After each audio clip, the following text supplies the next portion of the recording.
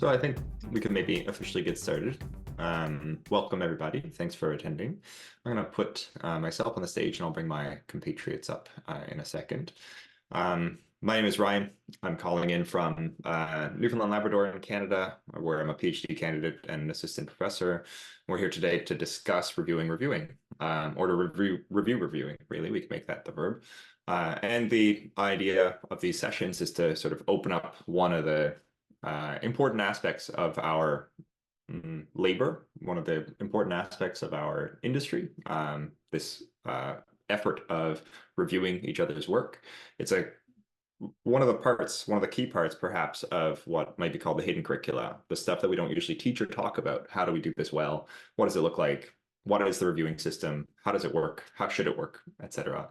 So we'll be exploring all of these kinds of questions today with a few different guests. And thank you so much to Wendy, Houda, and Ray for joining us. And the structure of today will be focused on we'll follow this. So we'll do a bit of a facilitated fireside chat interview. I've got a set of questions that I'll ask the panelists here, and we'll dive into that as much as possible. And then at about the halfway point, at about the half-hour mark, we'll shift over to an audience participation Q&A. So that doesn't mean that in the first half an hour you can't ask questions. Please post them in the chat. We are watching there.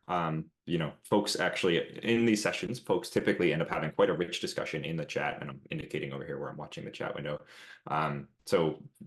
Don't hesitate to ask something there. And if a question shows up in the chat and doesn't get discussed, so to speak, I'll pull it as well in the Q&A so that we discuss it later in the audience participation bit.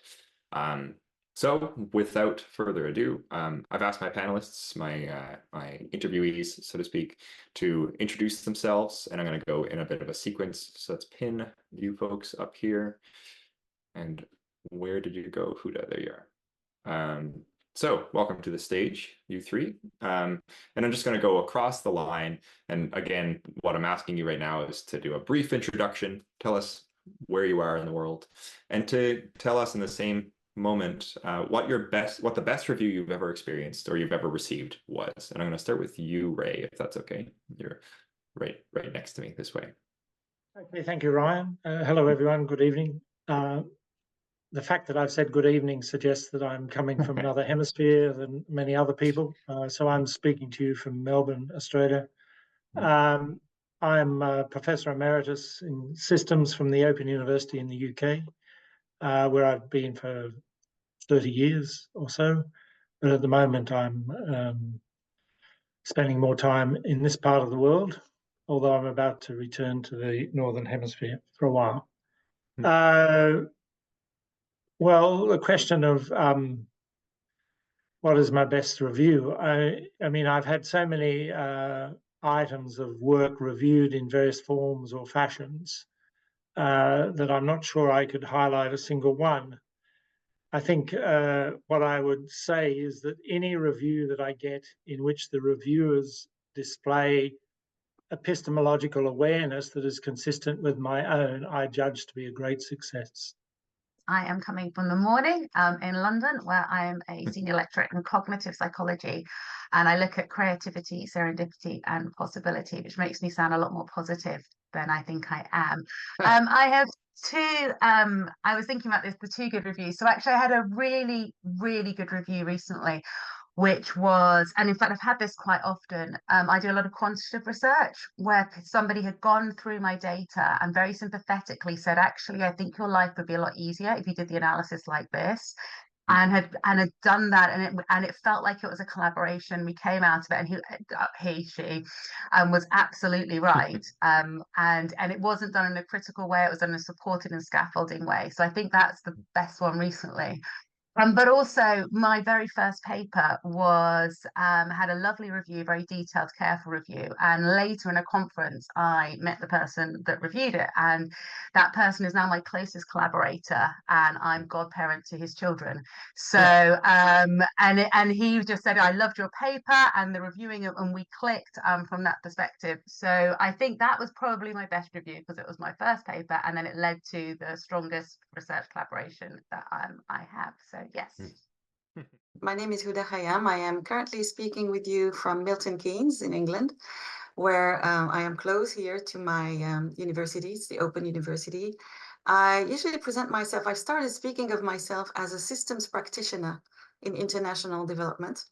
So I've been in many, many places in the world doing this work and trying to infuse my thinking and my doing with systems thinking. And I am currently doing a PhD concerned with systemic governing of social ecological issues in the Anthropocene. That's a term that has appeared also in the literature to characterize our era. I am also an associate lecturer in systems thinking in practice with the Open University. The best review I have received, well, I think I might sound more kinesthetic, I don't exactly know, but the impression I kept from this review is a sense of being in a conversation. So the best review I received is where I perceived that the reviewer intended I could feel the purpose of helping me improve what I have written. So that helped me improve. I had revisions to do, and there was a very useful guidance in this review on how to improve what I had written in my first submission.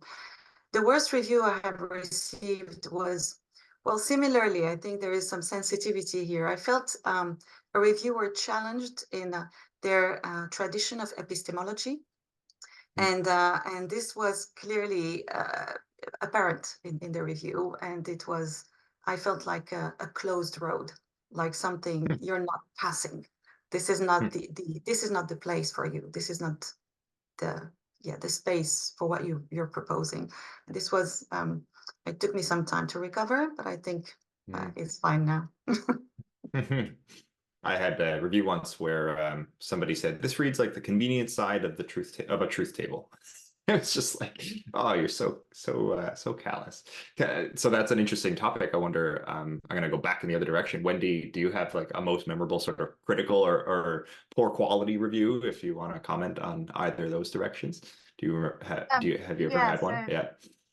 But I think my worst review was four pages. It was 4 A4 sides when I copied and pasted it of every single thing. And it was only a proceeding, well, not only a proceeding, so it wasn't a long paper. I think it was a CogSci proceedings paper. So I think maximum of 6 sides they're allowed to be. So almost more in the review, listing every single thing that I had done wrong and why essentially at the end of it, I should never, ever, ever set foot in academia or try to disseminate my ideas in any way. And I'd made this person so angry with what was a very teeny tiny experiment. That it was probably the worst review, but I was quite blown away by just how angry asking people to solve a word problem can really make other people be. Because it was the length as well. But the other thing I thought was unethical about that particular review was there was a lot of implications that it wasn't at the level that you'd expect for a graduate student. Now, this is supposed to be an anonymous period. I was a graduate student at the time, but it felt like they were making assumptions about me personally and not about the work. And I think that's one thing that I think is really, really important. There's a paper and a piece of work, and it may not be a very good paper, but when you switch that to making assumptions about the person behind it, that's when I always start to find it problematic. Ray, anything to add on that? Well, at the risk of sort of throwing us out of kilter a bit, I want to come back and slightly offer a reframing for what our conversation's about tonight. Please. Yeah. I mean, I'd like to talk about reviewing reviewers reviewing. Because that enables me to put the reviewer as a practitioner right in the center of what our conversation is about. And we have a heuristic that we use in our Open University work called the PFMS heuristic. It's a heuristic to understand practice as a systemic practice. And reviewing can be understood as a systematic practice. You don't have the knowledge I require for you to be accepted into this journal, which is a systematic sort of response, or a systemic response. And the systemic understanding of practice situates the practitioner as central to all practice. So we are each reviewers or the reviewed, as the practitioner might be. And we each come to our reviewing process with a tradition of understanding out of which we think and act. And we use frameworks. Those are the unknown ones, which are part of our tradition. Unless we're reflexive and have developed sufficient skills to take epistemological responsibility for all that we do, we often don't engage with what we're doing reflexively. We can purposefully choose frameworks of ideas, theories. We can purposefully frame the situations of concern. We choose different methods, tools, techniques to engage with situations. And above all else, we as practitioners can't escape the situation in which we're doing our practice. And so where this reviewing takes place is part of that situation. And so we have this possibility of enacting reviewing in situated ways, given our histories and given our intersection or a conversation with the histories of the authors. And it's often that reviewers don't play out that systemic dynamic in a responsible way, in my view and in my experience. And they make claims about knowledge based on their own history rather than being open to the history of the researchers or other traditions that may sit alongside the interests of the journal under concern, or the disciplinary boundaries that have been formulated by someone. And then you, of course, raise issues about how you review interdisciplinary, transdisciplinary types of activity as well. And I guess just to finish off this little point, reviewing as a practice can be carried out in multiple ways, in multiple forms. It can be journals, it can be book chapters, it can be books or book proposals, it can be projects or project proposals, it can be promotion applications, it can be PhDs or master's theses, and it can be literature reviews, systematic reviews as a frame. So there's all sorts of reviewing forms and idioms and institutional arrangements which scaffold what is seen to be acceptable or non-acceptable reviewing practice within each of those. And some of that practice is a sort of an ex-ante practice. You do it before the event. You tell a person applying for money that they won't succeed because they haven't got their objectives sorted out. So you're judging them in the form of a scaffolding of a project, which presupposes you know what you're going to do before you do it. Or you can be ex post. You're evaluating. If you're writing a book review, for example, you're doing an ex post evaluation. So just a way to think about what we're talking about. I appreciate that. Before I jump in with a question, did Wendy or Houda have a comment on that? I think I can recognize some lived experience in this. Sure.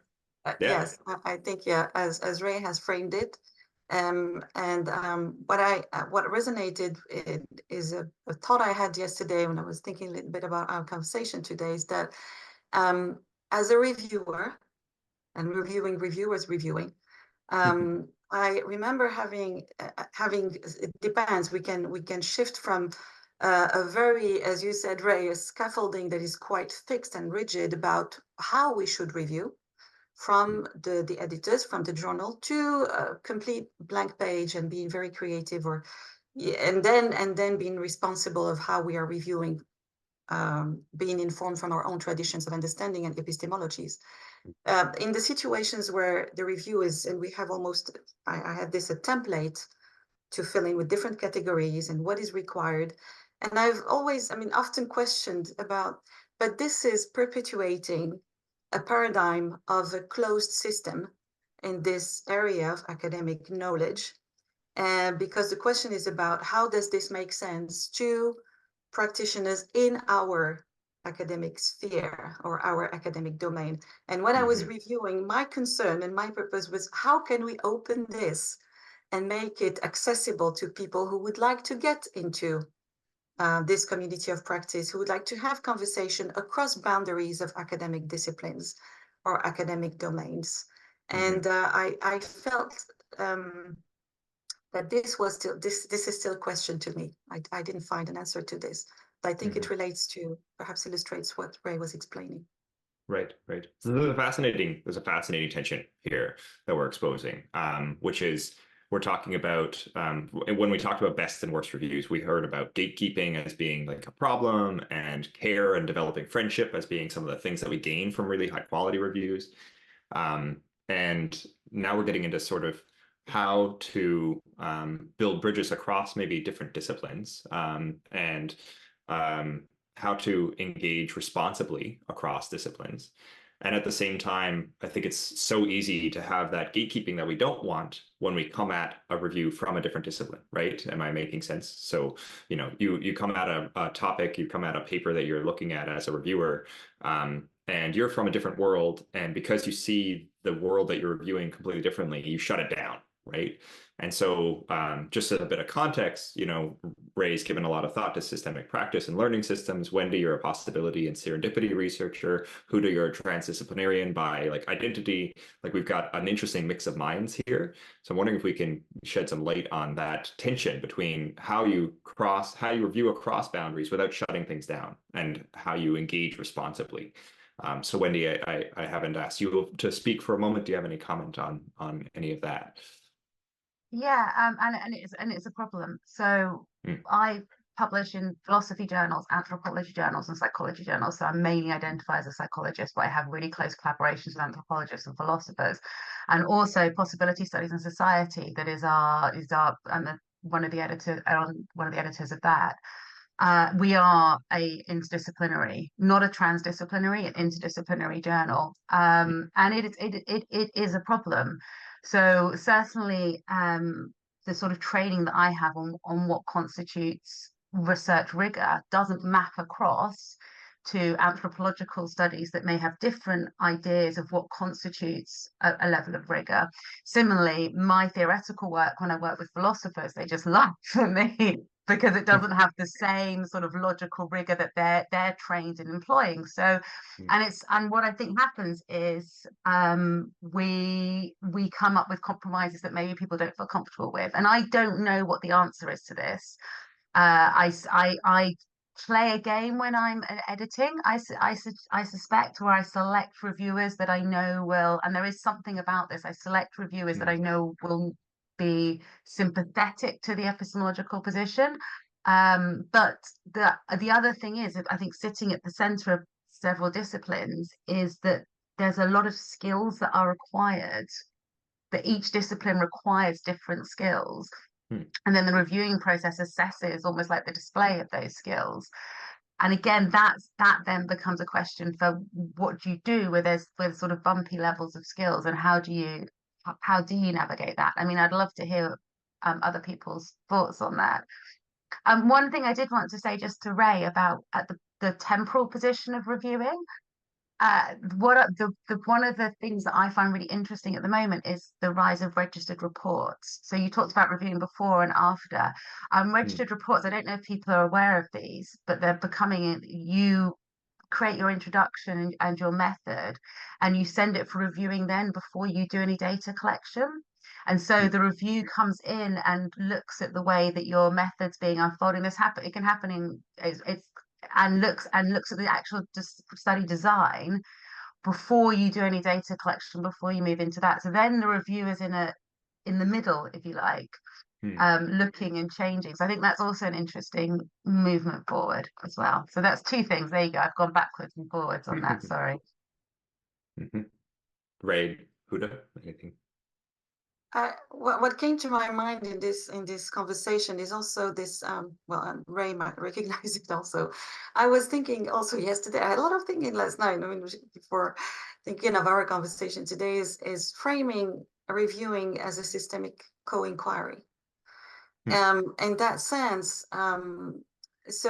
considering if I see reviewing as a system, and building upon what Ray spoke about, which is the PFMS heuristic, where you have a practitioner engaging with their own traditions of understanding, using frameworks of ideas and certain methods, and we are as reviewers in a situation of we have concerns about can I say a situation of reviewing a paper with fairness, integrity. We can add different purposes to this practice. And yesterday I was thinking, and just questioning arise, in my mind, is to what extent can we see the practice of reviewing as a systemic co-inquiry in a system, if I frame it, if I bring it forth as a system where I can see conversations between a reviewer and an author, someone being reviewed. There are editors also there, and we can expand this boundary and imagine all the practitioners around the authors, our own situated practices, if you want. And these are all interacting in this practice of reviewing. And so if I think of it as a systemic co-inquiry, then I see it as a learning system, learning system where everyone learns. I learn through what I am reviewing, because I think as a reviewer, I'm also learning. I'm also expanding my own array of epistemology and concepts and ideas. The reviewed person, the author of the manuscript, would hopefully benefit from my feedback, and that's engaging with others' perspectives. And this would all feed into bringing a paper that is a proposal to add value, to bring more, I think I will use the term of knowledge in practice for other practitioners that are perhaps outside this boundary of reviewing, who are the readers. And so I was thinking, if this mindset, this perspective of a systemic review being a conversation was more was more ingrained, or I would say in the mind of everyone, the reviewers and the authors, perhaps the outcome of this system, what emerges from this systemic inquiry, a learning system of reviewing, would be helpful for all the stakeholders. Would be, because even when I would say a manuscript is rejected, there is learning happening anyway. So I think it's a matter of how do we frame it in the review. So I'm not sure if it makes sense, but this was, yeah. I think it does, but I want to get a little bit deeper. So, or maybe a little bit more praxis. Kind of mess around with that word. But so how? I love this idea of a systemic co-inquiry, casting reviews as a systemic co-inquiry. So let me first ask you, Houda, for your opinion on this. How far away are we from that right now with the current system of reviewing? I would say that in my small experience of it, so I'm an early career researcher, and I think that was also the diversity of this round table. Is in my experience, what I've seen is it's, I would rather say, an extent to which the review is more systemic and systematic, but I would say that the cursor that would see more shifting towards systematic. And it was confirmed with the conversation with a friend yesterday who is also doing her PhD at the Open University, and who was pondering on this idea of, for example, discarding some journals who are not rated that many stars. And you have this very quantitative way of approaching what is considered relevant or within the boundary of what ought to be reviewed or ought to be submitted as a paper to be reviewed, and outside this boundary. So I would say it's more systematic. And when you say systemic, it's interesting because I would say, is in itself, it's a systemic co-inquiry. It's a messy situation. I mean, which is a great place to start for a systems practitioner. We don't really know, and this is why it's interesting to gather and find our way out of it. How can we make our reviews more systemic and being a conversation, a learning, which makes someone accept anything that comes out? That would be an acceptance, a revision, or even a rejection, and consider it as a value for their own trajectory as writers, as researchers in any circumstances. Right. Thanks. I don't have a clear answer to this. So I'm going to look for a clear answer. Ray, do you have any thoughts on how far away we are from being a systemic co-inquiry? Well, I've probably been practicing as a researcher longer than as long as most people in this conversation and panel, and I would say that things have not necessarily improved over my period of being involved, and part of it is the tension that exists between that are very evident in the systemic design or design community, in the systems and cybernetics communities, in which there are big distinctions between those who seek to offer scientific explanations where the mode of practice is to be objective, and to produce empirical outcomes based on objectivity. But when you frame your research in that way, in an unreflexive manner, then you accept that there is a reality independent of us, and you're immediately taking a epistemological stance. And if you take that stance unreflexively, well, then you're demanding of others with whom you're engaging a commitment to your epistemology. So that is essentially a demand that the reviewer places on you. And as someone who's worked in everything professionally, from agricultural and environmental science right through to systems and cybernetics, then I've experienced all of these worlds and all of these demands. And they're not, they're present in the systems and cybernetics communities. There are distinctions made around first-order cybernetics and second-order cybernetics. Second-order cybernetics admits the observer into the observation. All knowing is doing. Everything said is said by someone, so that the practitioner, who is the researcher, is central to a second-order perspective. Whereas for a researcher who naively thinks objectivity can be contained, cuts themselves out of their own practice and sees their practice as essentially arriving at a description of reality that others are prepared to agree with in the institutional arrangements that we put around generating scientific explanations in our culture. And so these are all problematic issues. And I think the only way out of them is, I mean, I would like Houda's, I mean, I do like Houda's framing about how seeing reviewing as a systemic co-inquiry, because what you're trying to do is to work collaboratively with the authors to make their work potentially publishable, but I mean, that can still be done by saying, well, I think you better start again, and so you know, or alternatively, you only need to do this. So you can still grade your collaboration in particular ways.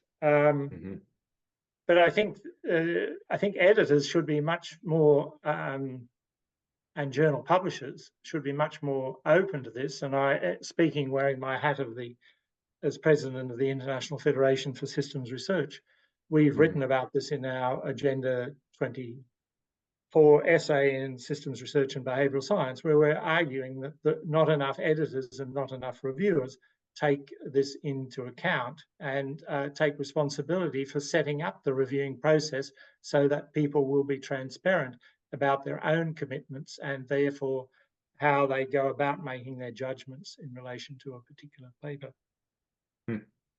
And I think as well, if I may jump in, one of the things that that has shifted really very much in the last sort of 10-15 years when it comes to journals and positions is that there is a broader range of things that can be accepted, because we're not committed to the print journal mode anymore, where somebody subscribes to a journal and expects to see something that reflects their worldview, whereas instead now the range of ways of disseminating information and the way that can happen means that we can actually, there's more of a space for challenging and for crossover.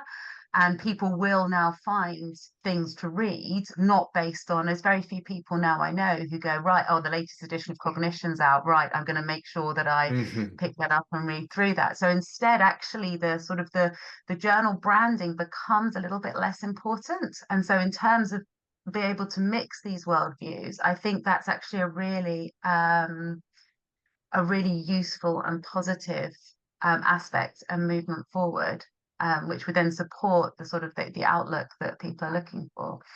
We're battling at the moment with Sage to develop a video, and this then when it becomes interesting. So we want to do a video only special issue where we're working with, we have artists and anthropologists and psychologists, and it's video only. What's interesting about that is the biggest stumble we're having is the peer review process. Because Sage say, well, okay, so if somebody has submitted a video piece to you and there are some changes you want to make, how does that change happen? Well, like how do you and who is experts in that in order to do the review? So the part of our negotiation with the editors and the publishers has been, how do we take an old way of reviewing with this idea of expertise, with this idea of doing it, and put it onto the world that we're in now, where everything is much more open, and our ability to do things, to use these different ways of communicating, these different knowledge stances. So it's not just language based. We don't have the systems in place to do that. So yeah, I think that kind of builds on that. Yeah, right. I mean, one way of reframing what we're talking about would be to much more fully embrace the relationship between knowledge and knowing as a duality, as a totality, rather than as a dualism.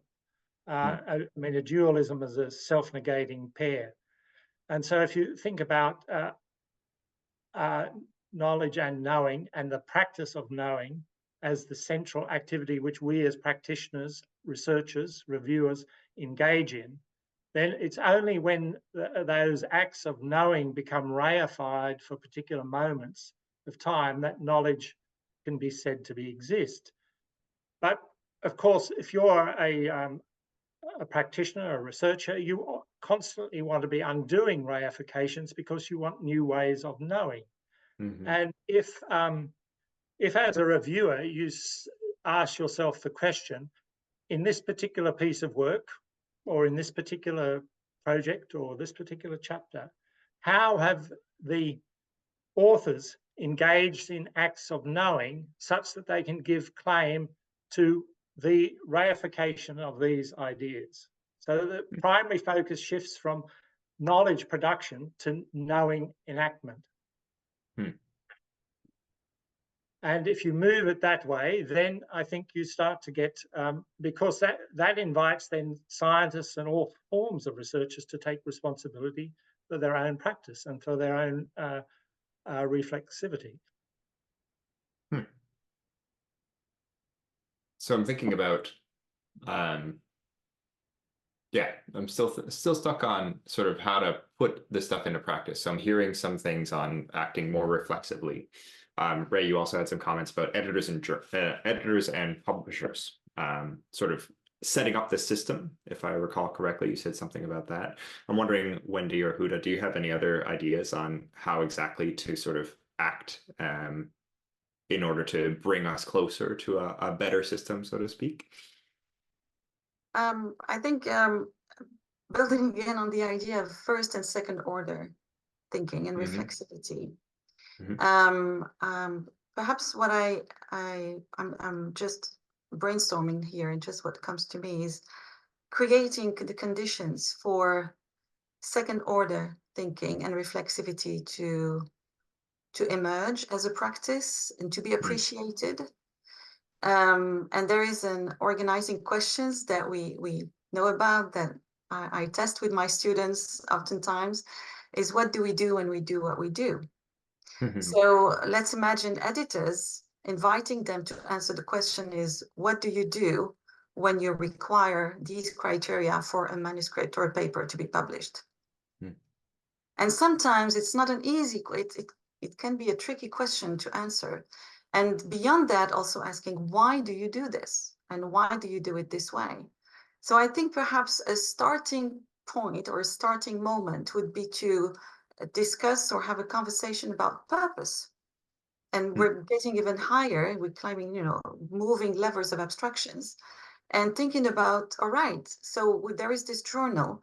And in this conversation, so I'm being creative and quite a bit wild here, but let's imagine having a conversations between aspiring authors who would like to be published, and between editors and reviewers, and different multiple perspectives on this experience of reviewing and being reviewed, and questioning the purpose of it. What is this purpose?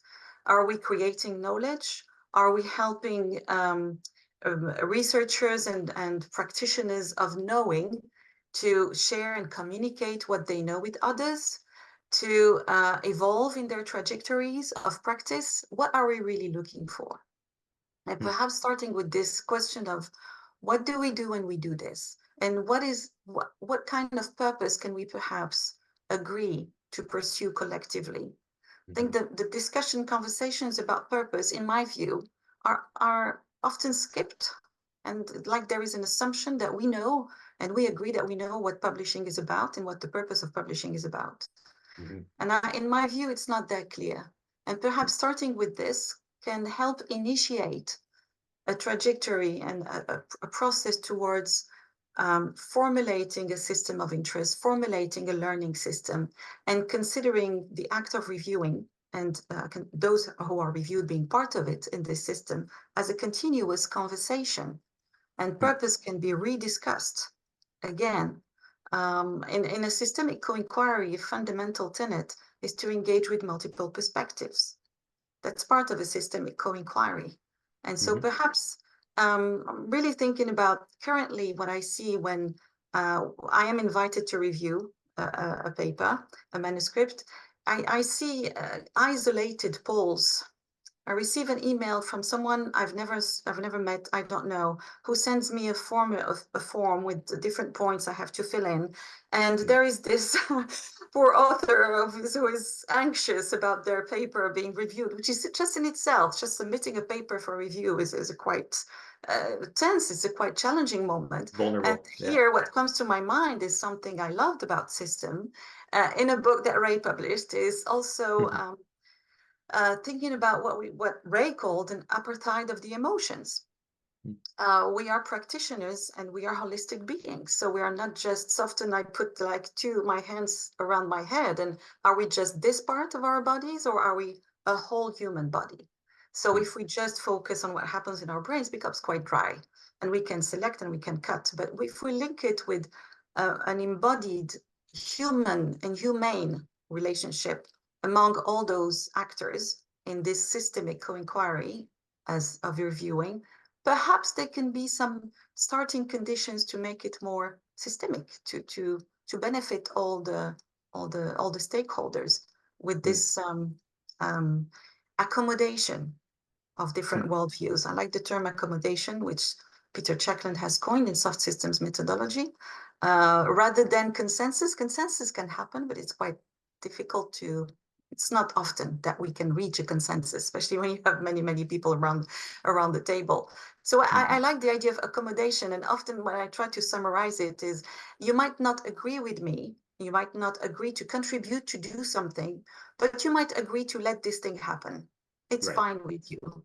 And we might work with you as well to help what you would like to see happen.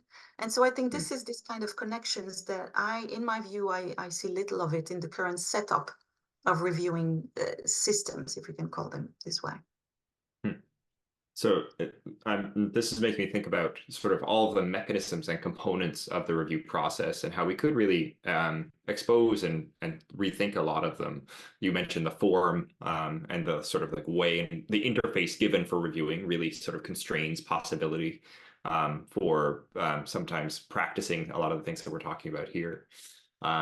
I'm also thinking we talk in in education or sorry, in academia, it tends to be two worlds, right? Research and teaching, but reviewing might be a third world, right? How we engage in these conversations and discourses might be a third world.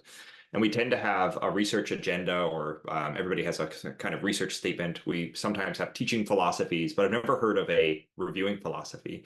And it might be neat to actually sort of develop that as individuals and affirm it before we go and engage in a review so that we can really connect with those purposes that you just talked about, Houda. And I wonder what a world would be like if we all had reviewing philosophies that sort of articulated how we actually aren't trying to gatekeep here. We're trying to care about each other and the work that we're doing and get it across the finish line so that it actually makes an impact on the world. Wendy, we've been quiet. I see you haven't been in the chat. You had a fun comment we'll get into in a moment, but I'm going to turn to you. Any comment on any of that? Yes, I had a couple. So first of all, I've learned a lot from seeing the other reviewer comments as well. So I think that's so I was thinking about systems. So actually, I completely agree with you. So when I'm inviting people to review from either of the journals I work, I don't ever invite them through the system initially. I'll send them an individual email that says, hi, my name's Wendy, this is the paper. I think you'll be interested because of this, that, and the other. There's a whole load of official stuff I have to send you, but feel free to tell me whether you want that or not, because I don't know how many other people have had it where you're almost sometimes force registered. You suddenly get an email saying, you've been signed up to this register, and before you even get the invitation to review, right, and you know that it's coming. And it feels deeply impolite to me, basically, to force register people onto databases. There's just something about it. So I like to engage that conversation, and I think that makes the process richer and more of a community process. I've learned an awful lot from other people's reviews. So when you come back, and some systems show you all the reviews and you find out the decisions. Some systems don't. Some system you'll do a review and you'll send it off into the wilderness. And the only time you know whether the paper was accepted, rejected, is if you ever see it being published in the journal. And actually having that open thing there, I think is really just seeing what other people and go, okay, so someone agreed with me, or okay, so nobody agreed with me. And you can then rethink what's going on. So I think these things can be built into the systems. The other thing is the open peer review. And this made me think when Ray said about the researchers taking responsibility as well. I definitely realized the one time that I've submitted somewhere where there's open peer review, I think my work was better quality. And I realized at that point, I think there's a part of me that had relied on the reviewers a little bit as a safety net. You know, okay, if it's really, really bad, then someone will pick it up. And so I actually find reviewing very comforting because I feel like at least I'm only going to make a fool out of myself in front of 2 or 3 people rather than making a fool out of myself in front of everyone in the world, right? Because I think that's how many people read my papers. And when it was an open peer review, I felt like I took more responsibility because what I didn't want the world to see was somebody saying, oh, do you know what? The author's totally missed the point here because they've missed this whole area of research or this sort of thing. And so open peer review made me feel more responsible for the work that I was putting in there in the first place. Does that make sense? I think so. Can you define what you mean by open peer review? When the peer review is then published alongside the paper. Right. So I've worked with the Journal of Trial and Error and various things, and I published a few papers there. And the Journal of Trial and Error have a completely open peer review policy. So your review is published alongside the original paper, and any revisions you make, all of that is there and open. Right, makes sense to me. We're just a quick aside. We're going to shift to audience Q&A mode, and I've seen a couple of comments or questions that I'll dig into in a moment. I'm wondering though, before we get there, maybe an almost ultimate thought is, should we? So this is a cheap question.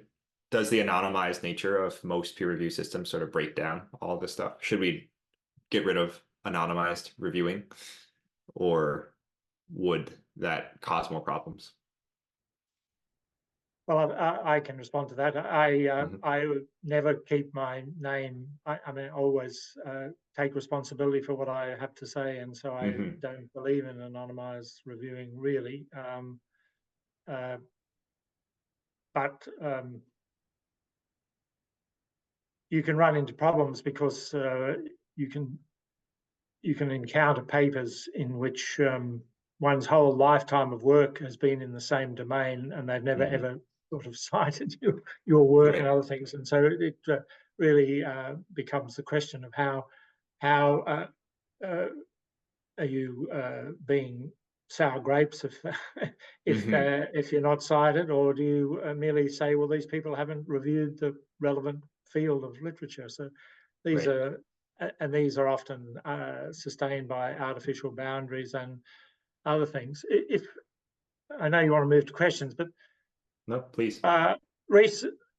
earlier this year, I was asked to review a book called The Quantified Scholar: How Research Evaluations Transformed the British Social Sciences. And it's a review of all of the evaluations that have been conducted in British academia about the research performance of universities. And this book by Juan Pablo Pardo Guerra is well worth reading, published in 2022, because he empirically looks at across 4 of the social science disciplines and tracks what has happened in this whole period of evaluation of research. And I mean, evaluation is just another form of review. It's reviewing is a form of evaluation. And one of the main conclusions he would make is that the over time, what Gregory Bateson might call the news of difference declines. You get much more homogenized outcomes and homogenized knowledge rather than difference. And so we must always remember in this reviewing process that we are scaffolded by a whole set of human invented institutions and rules and norms, which we are often not aware of. And so part of our critical faculties have got to be able to question things as we do what we do. Wendy or Houda, any comments? I'm just sorry. But I think the wider thing as well to recognize in the institutions then is that some of the things that we've been discussing that would be beneficial are not supported by our institutions. So the time to really review and engage, that's not supported by institutions. There's no additional time for reviewing. It's not something that, so it's essentially a voluntary act. Having to produce papers that go into these starred journals, otherwise you won't get promoted, you won't get funding, your research will die down. These things sort of are then an overarching consideration in terms of what we can do within the system. So it goes beyond just the system of journals and publishing. I think the whole system of academic research constrains quite a lot this how far we can reach that ideal. Right. Houda? I would like to comment just a bit more about the idea of the proposal, the suggestion of getting rid of anonymized reviews. And I think this is, I would put it as part of second order conversations. Why?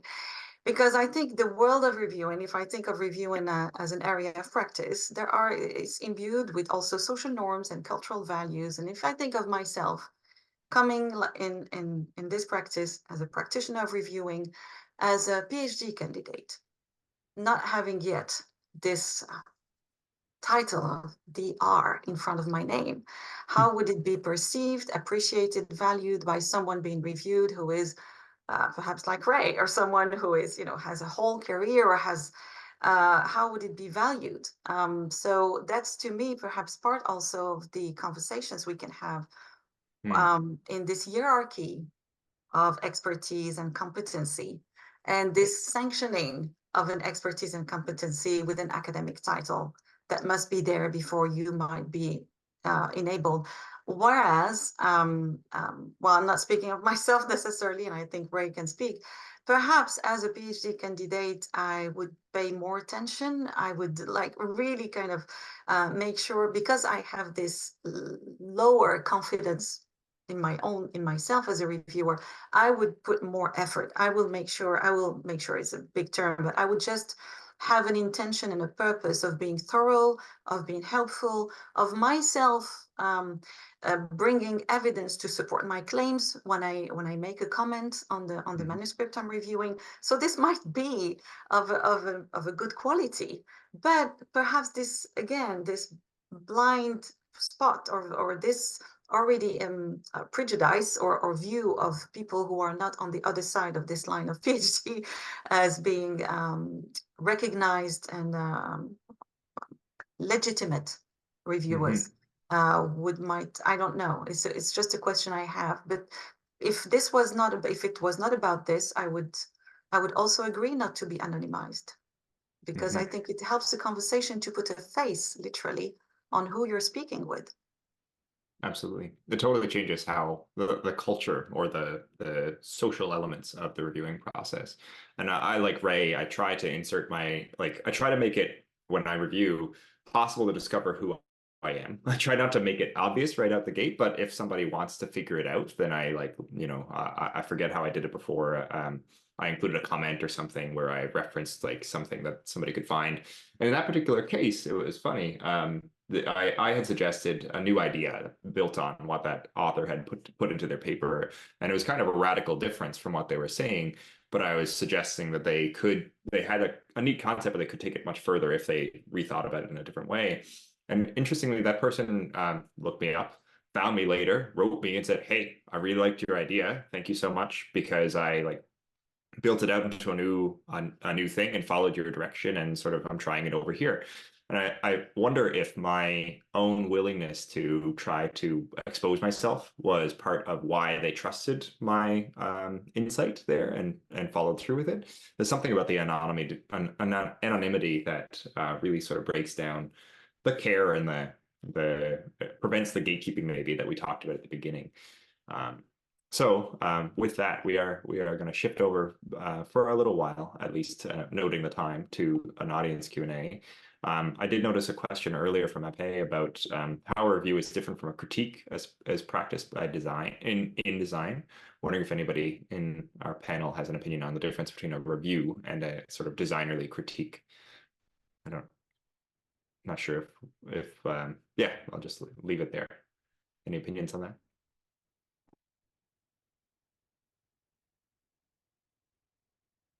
It's okay if there are none. I would pose that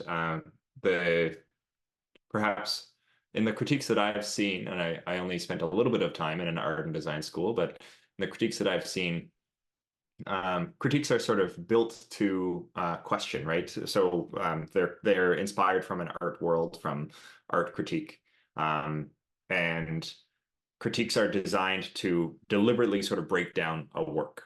So maybe a review is focused on the more academically inspired, like, let's look at what you're citing, where you're coming from, how solid your methods are, how solid your contributions are, whether or not you actually have anything new to say here. Whereas a critique is like, doesn't matter, none of those things matter, in my view.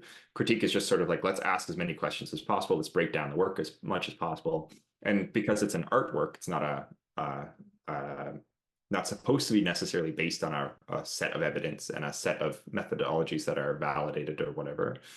Because of that, then the critique is more, you can also almost say vicious, but it's meant to break things down so they can be put back together. So that's what I would pose. Sure. At the Open University. Oh, sorry. I'm seeing Ebhe, who spoke to the question, so I'll let Ebhe go, and then Ray will switch back to you. Ebhe? No, I was just saying, I agree with what you just said, yeah. Okay, Ray? At the Open University, when we develop our teaching modules, we write teaching materials as a module team. So it's not an individual activity, it's a collaborative activity. We produce a series of drafts, and drafts are always sent out to a group of critical reviewers who may include some external people who critically review. So we go through several iterations of critical review to our materials, and then there is a sort of formalized process with our external assessor who provides an overview of the material at 2 moments in time, about midway and at the end, and signs it off for quality assurance purposes. And so, I mean, if you come back to what Wendy was saying about open peer review and other things, I mean, there are modes of practice that, I mean, one of the issues is, of course, who benefits from our current model of publication. Is it we academics, or is it other people in the system? And if what are the transaction costs that are involved in doing what is needed to be done? But if you had, say, a journal like Constructivist Foundations, which comes from a particular epistemological perspective, has for every paper it publishes 2 or 3 critical responses to the article. So it's taking on what Houda mentioned earlier about embedding the arguments in a set of multiple perspectives. And, so those are all designs that are feasible, but each requires particular actions, practices, support, journals that are helpful or committed to it, etc. In the chat a moment ago, Irina said, I wish I'd had the experience of reviewing when doing my PhD. Irina, I don't know if you've got the ability to speak to that on the microphone. I'd like to hear it. Yes, I'd love to elaborate that, and also thank you all very much for making this available in our Aussie timeline. So many of these wonderful sessions I only get to see as recordings. So, and I have had the chance to talk to Ray, and I actually know Cheryl quite well. So great to see some friends. But that aside, I was very fortunate when I did my PhD that I had a supervisor. Well, I had 3 supervisors, but I also was part of a group of other PhD students where we met once a month for 2 hours, and we were doing vastly different studies and different methodologies. They couldn't have been more varied. But it was an incredible learning journey. Yet we never reviewed each other's work. And I'm realizing that that was a big missed opportunity. I think if we'd had formally been given the task by the professor who was Janarel, she's Emeritus Professor Janarel at Flinders University. She was very, very inventive about how she ran these sessions, but it was one of the things that we didn't do. And I'm realizing now that I'm reviewing my first paper for your journal, which I'm planning to submit to myself. And that's actually been a great learning experience because, you know, I think when I actually write my paper, it's going to be hopefully a lot better than if I hadn't reviewed a very strange paper, let me tell you, about a guy I've never heard of called Vickers, who's I've looked up, and apparently he's had a great fondness for throwing gems out into the universe and letting them land. And he did that for 40 years. And then he seems to have an acolyte called Checkland, who got mentioned today, who sort of has picked up the gems and tried to make sense of them all. And this person, I'm reading this paper, is absolutely, obviously an acolyte of Vickers, but a little bit like Vickers, loves to throw out stuff, you know, sort of disconnected.